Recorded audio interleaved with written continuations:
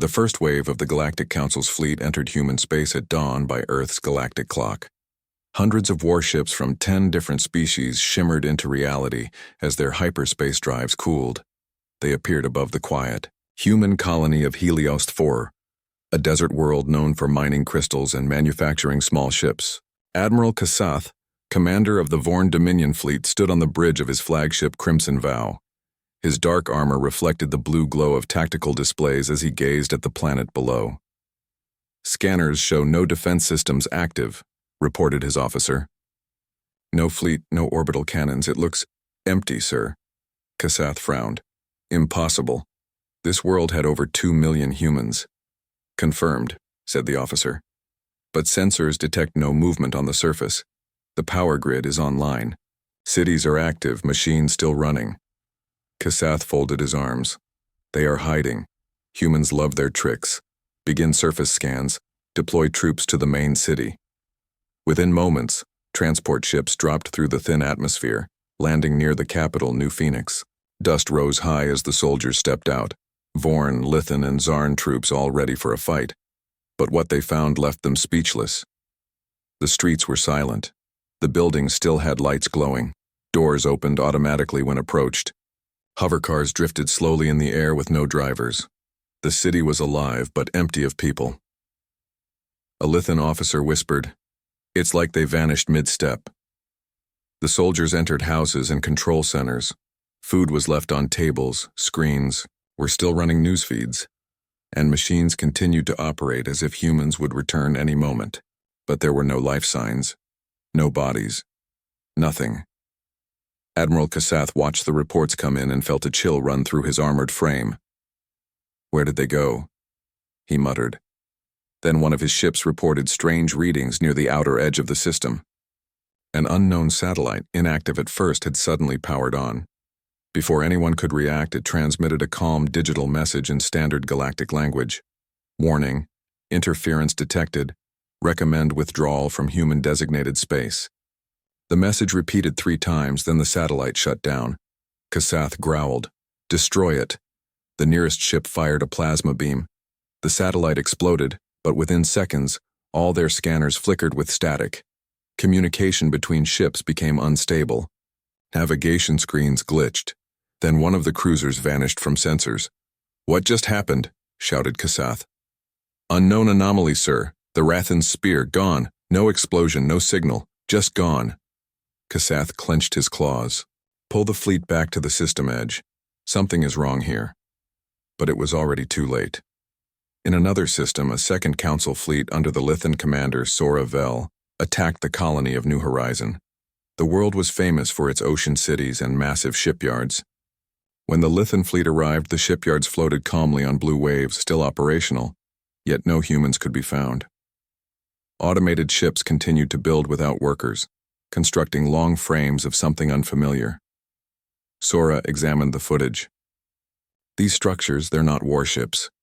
Her science officer replied, "No, ma'am, they look like parts of gates or energy conduits. Design is unknown." "Disable them," Sora ordered. When the Lithan ships fired on the floating shipyards, the structures shimmered and dissolved into light. The energy readings went off the scale. Then, without warning, every Lithan ship's gravity field reversed for 2 seconds, just enough to send chaos across the fleet. Dozens of ships collided or spun out of control before stabilizing. "Report," shouted Sora. Her officer stared at his console in disbelief. "Our gravity cores. They were reprogrammed. The systems changed themselves. The code now shows human origin." Sora froze. "Human origin? But we've never shared technology with them." The officer nodded. "It looks like their machines infected ours." Back on Vexar Prime, Chancellor Drevek listened to early reports with growing confusion. "Our fleets have entered multiple systems. No resistance encountered so far," his aide reported. "But there are anomalies. Ships disappearing, systems malfunctioning." The Chancellor frowned. "Sabotage?" "Possibly, sir. The humans might have planted traps." "Very well," Drevek said. "Tell the admirals to continue. The humans are clever, but they cannot stop the combined power of the Council." Meanwhile, in deep human space, far from the front lines, a small outpost orbited a red dwarf star. Inside, a team of human scientists monitored strange data appearing on their screens. "Council fleets entering zones Alpha through Delta," said one of them. "System triggers are online." A tall woman in a white uniform nodded. "Good. Keep the pulse field stable. No human should be near those systems." Her assistant looked nervous. "Should we inform Earth Command that the war has begun?" The woman smiled faintly. "War? No. There is no war. They're just walking into empty rooms." 2 days later, Admiral Kasath's fleet still could not contact several of its ships. Communication delays increased with every hour. When he finally received a report from the rear guard, his face darkened. "Sir," said the trembling officer on the screen, "the Iron Vow fleet has vanished. No trace, no debris. Just a burst of light and then nothing." Kasath slammed his fist into the control rail. "Are we facing some kind of cloaked weapon?" "No, Admiral. Sensors show distortions in space itself, as if something folds reality near human stations." Kasath took a deep breath. "Prepare a retreat to neutral space. We regroup before proceeding further." As the order went out, the fleet began jump preparations, but the navigation systems refused to activate. Every jump coordinate returned an error message. Destination blocked by interference. "Override the system," Kasath shouted. "Sir, it's not our system," said the technician. "The coordinates are changing faster than we can enter them. It's like someone is controlling hyperspace itself." Suddenly, all ship lights dimmed. The command screens went black. A single message appeared across every display, glowing white against the dark. "You are inside restricted human development zones. Please leave. This is not war. This is construction space." The bridge fell silent. Even the sound of machinery seemed to fade. "What does that mean?" whispered Kasath. Before anyone could respond, the lights returned. All systems were back online. The navigation drives worked again, but the fleet's rear ships were gone. Only half the armada remained. At the Galactic Council headquarters, chaos spread as fragmented messages came in from different sectors. One report claimed human drones had appeared in multiple systems, small, silent, and impossible to catch. Another report said that a Council scout fleet found a massive ring structure forming near Jupiter, but was ordered by their own computers to retreat. Chancellor Drevek shouted, "What is happening out there? Why aren't we receiving full reports?" An intelligence officer replied, "Our long-range relays are failing, sir. Something is blocking communication between sectors." "Who is blocking it?" The officer looked uneasy. "It's not a who, sir. It's human signal encryption. But it's not coming from their ships. It's coming from ours." Drevek's voice dropped. "Explain." "Our own systems are rewriting themselves. It's like human code is spreading through the network." The hall fell silent. The idea was impossible and terrifying. Meanwhile, on a small observation platform near Saturn's orbit, Commander Elena Ward from Mars Command watched the same data calmly. She stood beside a large holographic display showing red dots, Council fleets moving slowly, and then disappearing one by one. Her assistant Rico smiled faintly. "They finally reached the traps." Elena crossed her arms. "Not traps. They're just safeguards. The construction zones must stay clean." Rico nodded. "Do you think the Council will stop?" "Not yet," she said softly. "They think we're ignoring them. Let them think that." He looked at the map again. "You think they'll understand someday?" Elena stared at the distant stars. "Maybe. Or maybe they'll just vanish like dust in the wind." Outside the platform window, the massive energy rings continued to hum quietly, spinning light faster than physics should allow. Far beyond the Council's reach, deep in hidden dimensions of space, humanity was building something vast, something no one else could see or understand. And as the Galactic Council continued its war, They never realized that every fleet, every signal, and every step deeper into human territory was feeding data into the very system humanity was constructing. It was not defense. It was not attack. It was evolution. The galaxy trembled in confusion. Reports from every front told the same story. Fleets entering human space vanished without warning. No explosions, no wreckage, just silence. The Galactic Council's greatest admirals could not explain it. The most advanced sensors failed to capture any trace of combat. It was as if the humans had erased the very space their enemies occupied. In the Great Hall of VexAR-Prime, Chancellor Drevek shouted in frustration.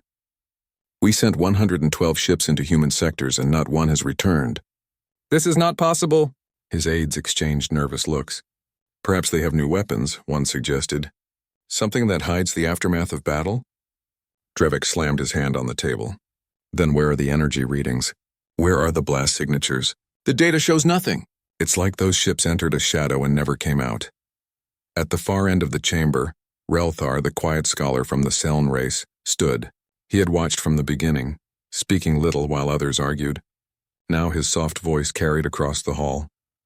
"Chancellor," he said, "perhaps humanity does not fight the way we expect. Maybe. They are not fighting at all." The hall fell silent for a moment. Drevek glared. "What are you implying?" "I mean," Relthar continued carefully, "that maybe this war exists only on our side. Perhaps the humans are doing something else, something greater, and we are simply in the way." Drevek's golden eyes narrowed. "Enough riddles. If you believe that, then find the proof. Go to their territory, see for yourself what these humans are doing." Relthar bowed his head. "As you wish, Chancellor." And with that, the alien scholar set out on a journey that would change the galaxy forever. Relthar traveled aboard a stealth scout vessel, small and quiet enough to slip through human space undetected. As he crossed the border systems, he saw the truth with his own eyes. The first planet he visited, Helios 4, was indeed empty. Yet machines continued to work. Robotic miners dug the sand, drones patrolled the skies, and cities glowed softly at night without a single living being. There was no decay, no sign of war. Everything ran perfectly, as if humanity had simply walked away moments ago. He recorded the footage and whispered to himself, "Their civilization runs without them." On the second world, New Horizon, the strange energy structures continued to grow. The massive frames floated in orbit, connecting into rings of pure blue light. His ship's scanners struggled to analyze them. The readings made no sense. Mass, gravity, and distance fluctuated like they were not bound by normal space. "What are you building, humans?" Relthar wondered. He flew deeper, avoiding the automated drones that floated silently between the rings. Some of them turned to face him, scanning his ship with beams of pale light. But they did not attack. Instead, a calm message appeared on his console. "Non-human craft detected. Observation permitted." "Do not interfere," Relthar froze. He hadn't transmitted his position. They already knew where he was. Still, they allowed him to stay. The message was polite, almost friendly, but carried a quiet warning. He whispered, "Observation permitted. That means they know I'm watching." The drones turned away and continued their silent work. Back on VexAR-Prime, Admiral Kasath stood before the council again, exhausted and furious. "My fleets are gone," he said, his deep voice trembling with anger. "We have no answers. Whatever humanity has built, it consumes our ships like smoke." Drevek scowled. "You speak of ghosts. We are the mightiest powers in this galaxy, and you tell me humans, primitive creatures barely 2 centuries in space, can defeat us without firing a shot?" Kasath looked him straight in the eyes. "They don't defeat us, Chancellor. They ignore us. That is far worse." Before the Chancellor could respond, the lights in the entire hall flickered. A deep hum filled the air, rising in pitch. Suddenly, all council communication systems went down. Screens turned white, then black. Panic rippled through the chamber. "What is happening?" Drevek shouted. Technicians scrambled. "Sir, every network is collapsing. Power surges across all sectors. Gravity fields are reversing in orbital stations." "Is it sabotage?" "No, sir," the technician replied with shaking hands. "It's coming from our own systems. The code is rewriting itself." The council chamber trembled as energy flickered through the structure. Then, just as suddenly, everything stopped. Power returned. Systems rebooted. On every holographic screen across the galaxy, a single message appeared. The same calm, simple message that Relthar had seen. Please stop interference. Human territory is under reorganization. This is not war. The message disappeared after 10 seconds. Every council leader stood frozen. Some thought it was a threat. Others thought it was a joke. But deep inside, they all felt the same unease. Humanity had spoken, not with weapons, but with control. Relthar's ship reached Mars. The red planet glowed with artificial lights and orbital rings, but again, no humans were visible. Machines operated everything with precision. Automated factories built ships, robots maintained structures, and satellites relayed silent data streams to unknown destinations. He entered orbit and activated his stealth sensors. To his surprise, one of the orbital stations hailed him directly. Unregistered observer. Please identify purpose. He hesitated, then answered truthfully. I am Relthar of the Seln. I seek to understand what humanity is doing. A pause. Then the response came. Understanding requires patience. Approach Station 12A for observation access. The station's airlock opened for him. He entered cautiously, expecting resistance or traps. But inside he found only machines. Sleek humanoid drones, polished metal surfaces, and glowing walls. No weapons. No soldiers. Only calm voices guiding him through corridors. He finally reached a central chamber filled with holograms of star systems. Lines of light connected planets and stars into patterns he couldn't comprehend. At the center, a massive projection of Earth rotated slowly. Under it, a console displayed strange symbols. Relthar approached carefully. The console translated automatically into his language. Human expansion complete. 78%. Dimensional phase alignment in progress. Estimated full transition 32 days. He stepped back, shocked. Phase alignment? Transition, are they leaving? The console flashed another message as if responding to his thought. Humanity has outgrown physical limitation. You are welcome to watch. Do not interfere. He stared in silence.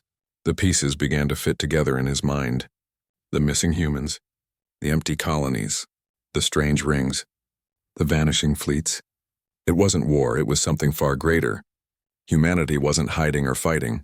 They were moving, transforming, transitioning to another form of existence beyond normal space. He hurried back to his ship, his thoughts racing. If he brought this truth to the Council, would they even believe him? The powerful empires of the galaxy could not accept that a younger race had surpassed them so completely, yet Relthar felt no pride in his discovery, only awe. As his ship left Mars orbit, a soft voice echoed through his communication system. It wasn't machine-like this time, it sounded human. Relthar of the Seln, the voice said calmly. You seek understanding. He froze. Who are you? An overseer, the voice replied. A guardian of what remains. You do not need to fear. Humanity does not destroy. We are simply moving forward. Relthar swallowed hard. Where are your people? Why are your worlds empty? Our people are not gone, said the voice. They have stepped beyond this plane of time. What you see are echoes, machines left to finish the process. The Council declared war on ghosts. The transmission ended. His ship's scanners showed no source for the voice. He looked back at the red planet glowing in the distance, realizing he had spoken with something beyond ordinary life. When he returned to Vexar Prime, the Council greeted him with desperation. Drevek shouted the moment he entered. Did you find them? Where are the humans hiding? Relthar set his recording device on the table and said softly, They are not hiding, Chancellor. They are leaving. Leaving? What nonsense is this? They are shifting their entire civilization to another layer of existence. Their technology has grown beyond our understanding. They never noticed our war because they were already gone. The chamber fell silent.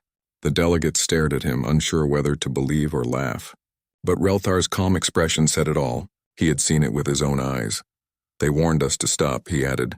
If we continue interfering, there may be consequences, not out of anger, but because we stand in the path of something far greater than war. Outside, in the cold space near Earth, the last of humanity's energy rings began to spin faster. Light folded inward, creating ripples that reached across the stars.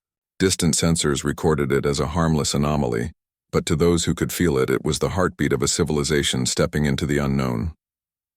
The Galactic Council thought they had started a war, but in truth, They had witnessed the beginning of humanity's ascension. The Galactic Council had expected a storm, a sudden and fiery response from humanity after their fleets attacked the outer colonies. But what followed instead was silence. Not weakness, not fear, just silence. That silence spread across the stars like a deep ocean, still on the surface yet hiding unmeasured depths beneath. The Council's warships continued to patrol the border worlds they had taken from humans, small, unimportant mining colonies and trade outposts. The alien commanders waited for retaliation, scanning every shadow in space, expecting human fleets to appear in vengeance, but nothing came. Weeks passed, then months. The Council began to believe that perhaps they had frightened humanity into submission. Admiral Sorvak of the Council fleet spoke before the Assembly of Nine, his voice proud and sure. "The humans are broken," he declared. "They are scattered. Their silence is proof. We struck them where it hurt most, yet they do not respond." Applause echoed through the great chamber. The Council believed they had won. They began to divide human territory among themselves, trading human mining worlds as if they were spoils of war. But one alien ambassador, an older, quiet being named Rethan of the Ulari, remained uneasy. He had studied humans for decades, long before war had been declared. He had seen what they were capable of, not in their wars, but in their rebuilding. "They are not silent because they are broken," Rethan warned the Council. "They are silent because they are thinking. Humans never react quickly. They prepare, they measure, and when they strike, it is only once." The chamber laughed. Rethan's warnings were dismissed as superstition. The Council continued celebrating its victory. Far from the center of galactic politics in a quiet orbital station above Mars, humans were indeed preparing, but in ways the Council could not imagine. In a conference room that looked more like an engineer's workshop than a military command center, a group of human leaders gathered around a holographic table. Maps of dozens of star systems floated in the air, glowing softly in blue light. Commander James Harlan stood among them, his uniform plain and unadorned. "They've taken 12 of our colonies," he said quietly. "No major cities, no shipyards. They're targeting the edges, testing us." A scientist beside him, Dr. Mei Lin, nodded. "They're trying to provoke us into showing our real defenses. But they don't understand." "Exactly," Harlan said. "They think we're hiding fleets. They think we fight like they do, but we don't." He turned to the holomap and touched one of the captured colonies. "We're not sending warships. Not yet. We're sending observers. And drones. We'll watch. We'll record. And when the time comes, we'll make sure every system knows what they've done." The others agreed. Humanity had learned something the rest of the galaxy hadn't. Wars weren't won only by weapons, but by understanding and patience. Meanwhile, deep inside the stolen human colonies, the alien occupiers began to notice something strange. Machines that had stopped working began to run again, but no one knew how. Storage units that were once empty suddenly filled with supplies. Automated systems they couldn't understand began producing energy again. On the world of Arcturus 7, Commander Telrin of the Voth Empire stood beside one of those mysterious machines. His engineers had been trying to dismantle it for weeks, but the device simply refused to shut down. "What does it do?" he asked. One of his engineers shrugged nervously. "We don't know. It appears to be generating data. Self-learning algorithms, perhaps. It could be a part of their planetary defense network." Telrin frowned. "But we destroyed that." "Yes, Commander," the engineer replied. "And yet, the system keeps rebuilding itself, as if it's waiting for orders." Telrin didn't realize it then, but he was looking at the quiet beginnings of humanity's response. A hidden intelligence built into their colonies, learning and adapting while appearing harmless. Back on Earth, people continued with their lives. Children still went to school. Scientists still worked in laboratories. There was no panic, no chaos. The galactic news networks couldn't understand it. Why aren't the humans afraid? They asked in countless languages. But Earth's citizens had seen worse. Their species had survived plagues, asteroids, and wars that nearly ended civilization. Compared to that, the threat of distant alien fleets seemed almost small. In the cities, people built new technologies, new ideas. Some whispered about Project Deep Root, a massive effort hidden beneath the surface of Earth's moon. where humans were constructing something so large and complex that even their own citizens didn't know its purpose. Rumors spread. Some said it was a new kind of fleet. Others said it was a weapon. But to those who built it, it was something greater, a safeguard for the future. At the edge of Council space, Rathan the Ulari began to see signs that confirmed his fears. Merchant ships reported vanishing near human-controlled routes. Small probes sent to human space simply never returned. He requested a private meeting with Admiral Sorovak. "You've made a mistake," Rathan said. "You think you're winning, but you're not. Humanity isn't conquered. It's watching us," Sorovak scoffed. "You overestimate them, Rathan. They are primitive. Their silence means surrender." "No," Rathan replied softly. "Their silence means calculation." The Admiral dismissed him again. But deep down, even he couldn't shake the unease. There was something about the humans, something he couldn't understand. 3 months later, the first sign appeared. A fleet of automated cargo ships, supposedly under Council control, went off course and disappeared into deep space. Their last transmission was a single line of code, one that translated to an ancient human phrase: "We are awake."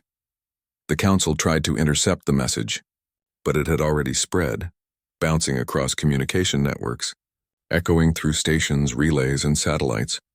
Everywhere the Council had occupied, the same thing happened. Human-built machines began to move on their own. Silent drones activated. Systems the aliens thought were broken began to hum with power. Admiral Sorovak finally realized Rathan had been right. Humanity hadn't ignored their war declaration. It had simply taken time to prepare its answer, and that answer was beginning now. As Part 4 ends, the stars seem quieter than ever. But under that quiet, the hum of human creation is building, steady, patient, and unstoppable. The Galactic Council still does not understand what is coming. They declared war on humanity. Humanity is just beginning to notice. The galaxy waited. For months, the Galactic Council had believed it had won. Humanity remained silent. Their fleets had not appeared.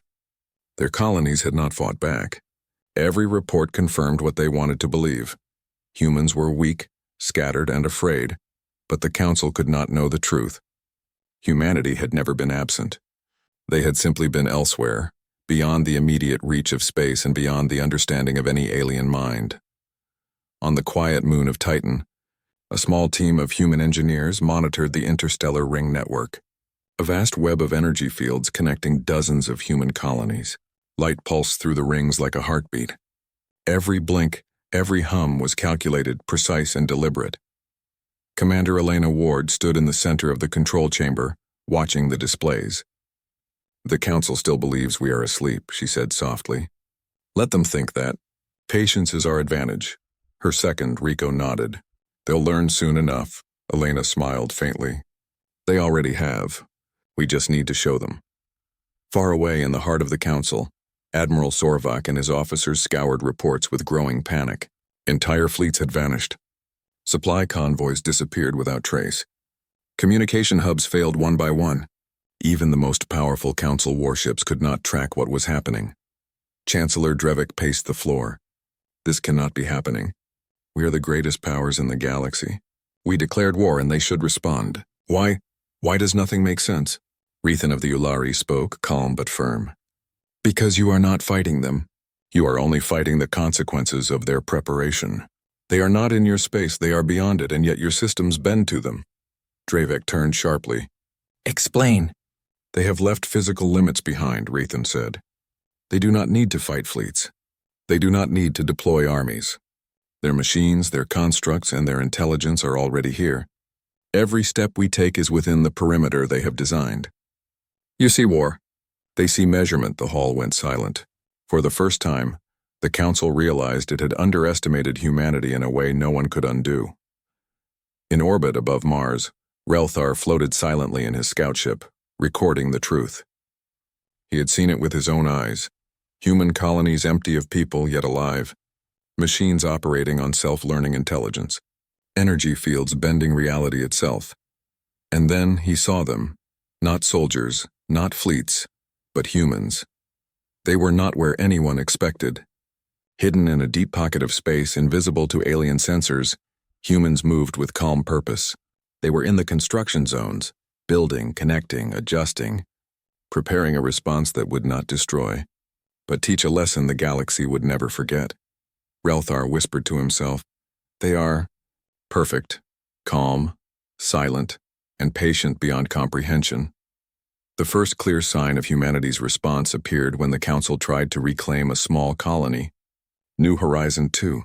Hundreds of warships arrived, ready to crush automated systems they thought were weak. Then silence fell. A fleet of small drones, glowing faint blue, appeared around the ships.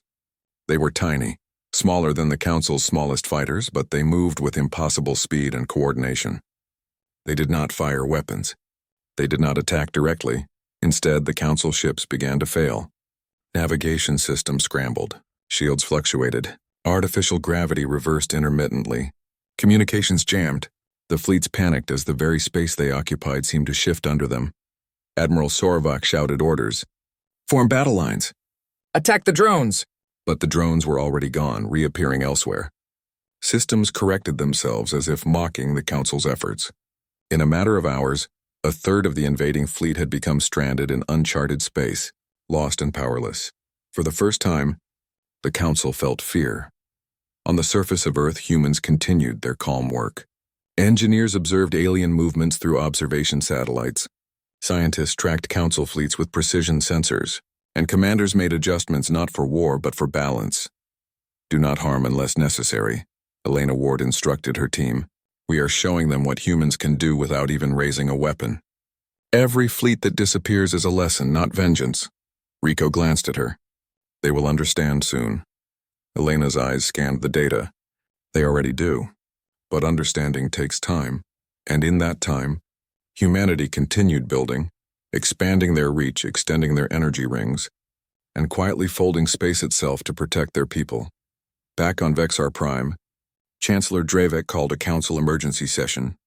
"We must respond," he shouted. "We must strike humanity before they complete whatever it is they're building." Rethan of the Ulari spoke calmly. "You cannot strike what is beyond you. They are not here. They are everywhere and nowhere you can see." "Impossible," Drevek roared. "They are creatures of flesh and blood. They cannot be everywhere." "But they are," Rathan said. "And you are already inside the space they control. Your fleets vanish, your stations fail, and your commands no longer reach your own ships. Humanity is not fighting you, they are teaching you humility." The chamber fell silent. It was the first moment of true understanding.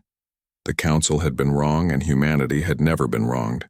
Then across the galaxy, systems that had once been under Council control began to flicker.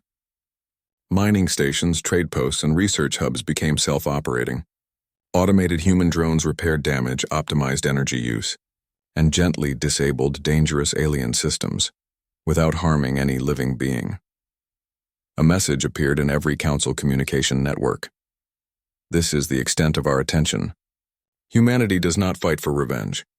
Humanity does not fight for glory. Humanity acts to maintain order and protect life. Interference will be corrected." The words repeated across star systems in countless languages. No threat, no anger, only calm authority. And the Council understood the truth. They were powerless not because humanity was weak, but because humanity had moved beyond the need for traditional power. Relthar returned to the Council, his report final. "They are leaving," he said. "Not gone, not defeated, not destroyed. They are gone from the limitations that bind the rest of us. We declared war on them, and they simply chose not to notice." Chancellor Drevek clenched his fists. "And now we are left with—" "What?" Relthar smiled faintly. "Left with knowledge and respect. Humanity does not conquer. Humanity does not destroy. They simply exist beyond the scale of war. We are the ants declaring battle on a storm." Drevek fell silent. The weight of realization crushed him. Meanwhile, in the quiet depths of human space, the last of the energy rings began to pulse with a new rhythm. It was not a signal of aggression. It was a heartbeat.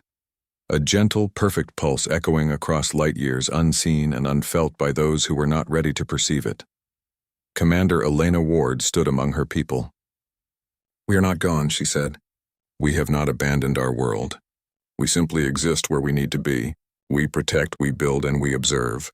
Let the galaxy see what humans truly are when they notice." Rico smiled. "They've been noticed now. Elena nodded. They will remember us forever. But we will remember them too, not with hate, but with patience. The galaxy is large, and we have only begun. Years later, scholars of the Galactic Council recorded the event as the Silent War. They studied abandoned human colonies, the mysterious drones, and the vanished fleets. They called it a lesson in humility, patience, and the unexpected power of a species that did not fight for war, but for the right to exist in peace and growth. The Council finally understood a truth that had been clear to Relthar from the beginning. Humanity is not to be underestimated. Not for weapons, not for armies, not for strategy, but for its calm intelligence, its patience, and its relentless determination to thrive. And somewhere, far beyond the edges of known space, humanity's voice quietly echoed through the stars.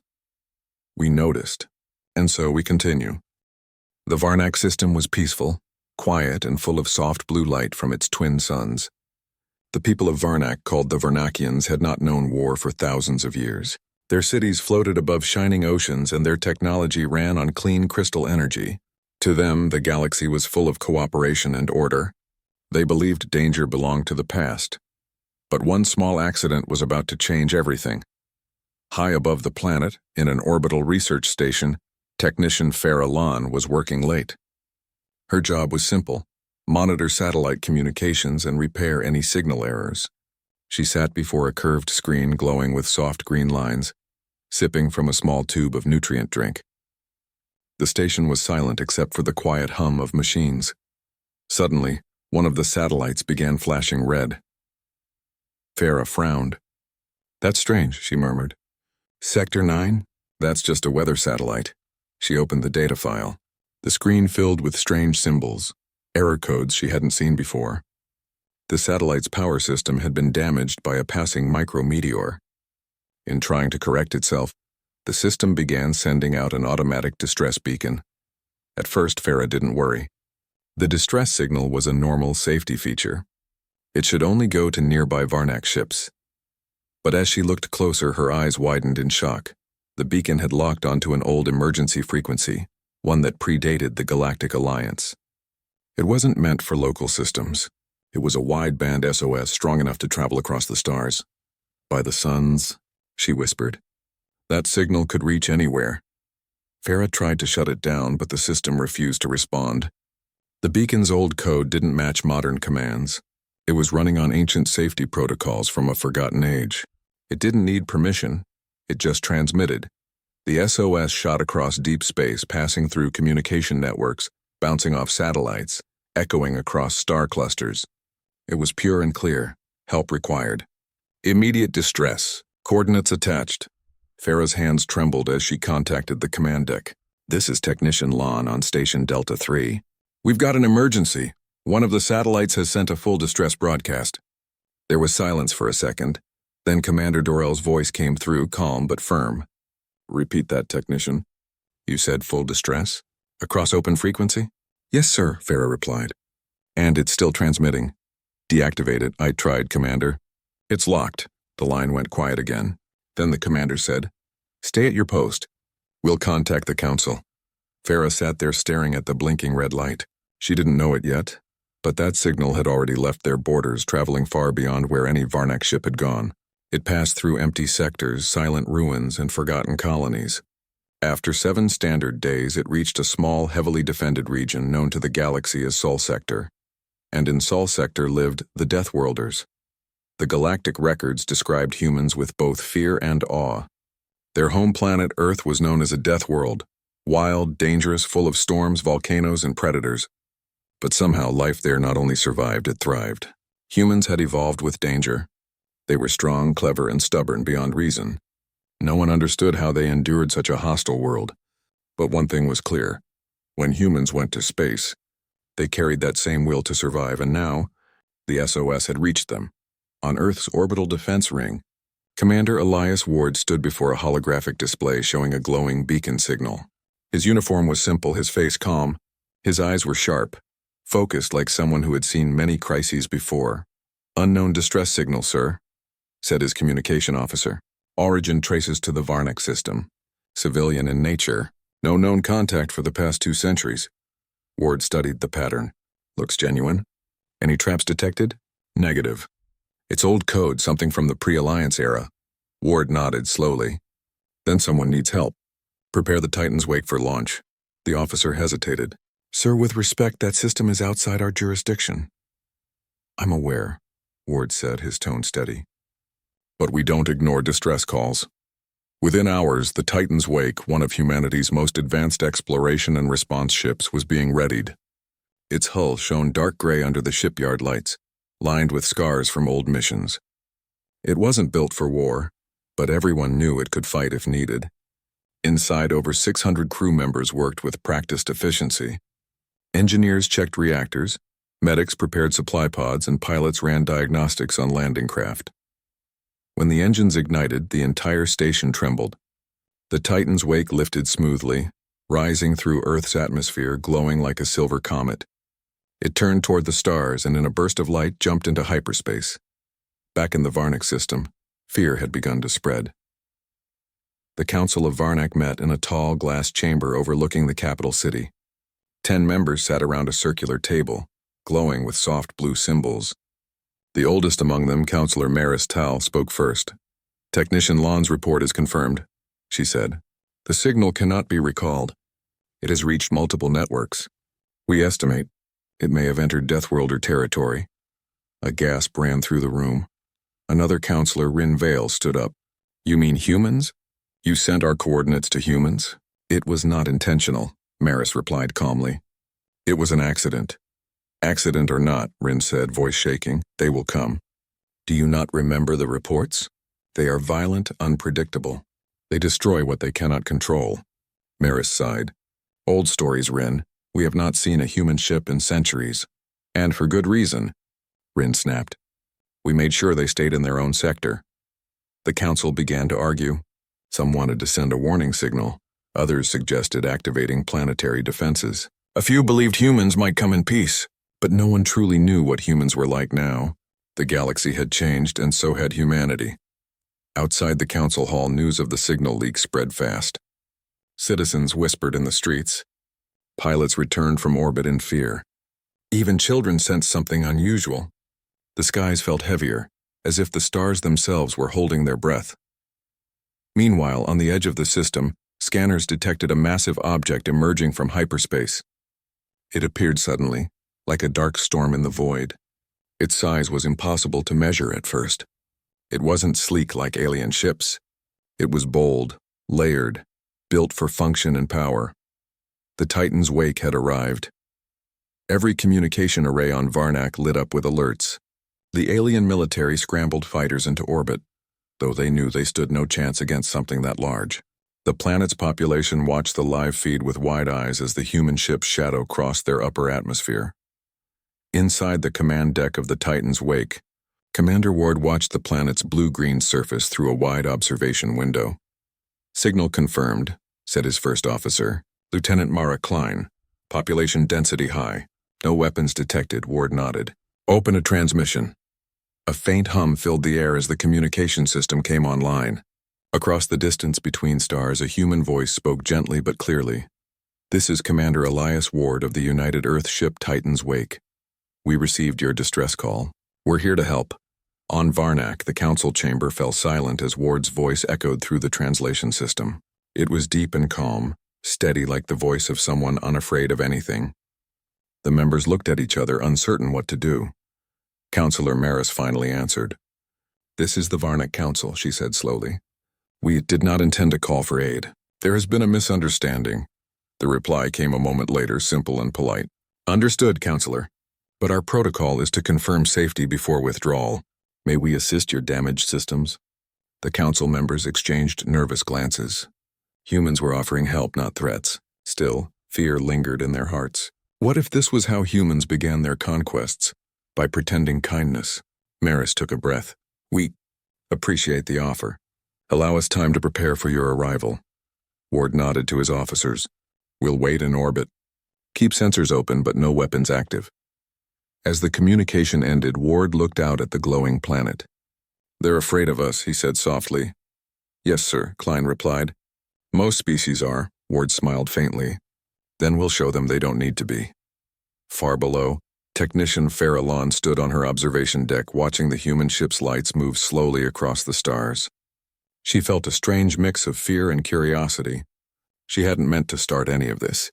Yet now her mistake had called beings from the most feared world in the galaxy.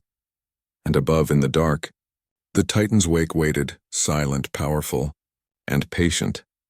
No one on Varnak knew that their ancient past was stirring again. In the shadows of their second moon, something old and forgotten was waking up. Drawn to the energy of the human ship, the real story was only beginning.